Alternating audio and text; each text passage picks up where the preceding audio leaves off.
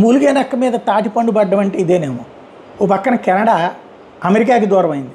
సరే యూరప్ దేశాలతో కలిసి ఉన్నా దానికి పెద్ద ఇష్యూ ఏం లేదు. ఎందుకంటే అమెరికాకి పక్కన ఉన్న 75%, 77% కెనడాలో తయారు చేసిన ఉత్పత్తులన్నీ అమెరికా వాడు కొనుక్కుంటాడు, మిగతాది వాడి దేశంలో ఆ బయటకు కొంచెం మాత్రమే పోయేటటువంటి.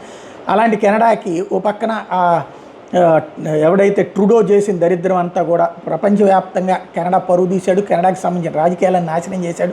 వాళ్ళ బాబు అంతే, తర్వాత వీడు అంతే. మరి అట్లాంటి దరిద్రులు ఎందుకు ఎన్నుకుంటారో తెలియదు. ఈ దరిద్రుడు వచ్చిన తర్వాత కెనడా పరువు తీశాడు, కెనడాకి సంబంధించి అంతర్జాతీయంగా ఒంటరి చేసుకొచ్చుకున్నాడు. అదే సమయంలో సరే ఇప్పుడు యూరప్ దేశాలు అమెరికా పక్కన పెడుతుంది కాబట్టి యూరప్ దేశాలు కూడా కెనడాని కూడా కలుపుకుని వెళ్ళొచ్చు. కానీ అక్కడ కొత్త టార్చర్ ఏంటంటే అమెరికా 25% ఆంక్షలు విధించింది కెనడా నుంచి వచ్చేటటువంటి ఉత్పత్తులు అమెరికాలో అమ్ముకోవాలంటే. దాంతోనే ఒక పక్కన మార్కెట్ కుదేలైతే ఇప్పుడు అక్కడ అమెరికాకి వ్యతిరేకంగా శత్రు దేశం కాబట్టి చైనాలో తమ కార్యకలాపాలు నడుపుకుందామంటే చైనా 100% ఆంక్షలు పెట్టింది, 100% టారిఫ్లు విధించింది కెనడా మీద ఏకంగా. ఇది గిలగిల్లాడటం అన్నటువంటిది ఇప్పుడు మూలిగే నక్క మీద తాటిపండు పడ్డ చందమైంది అడి పని.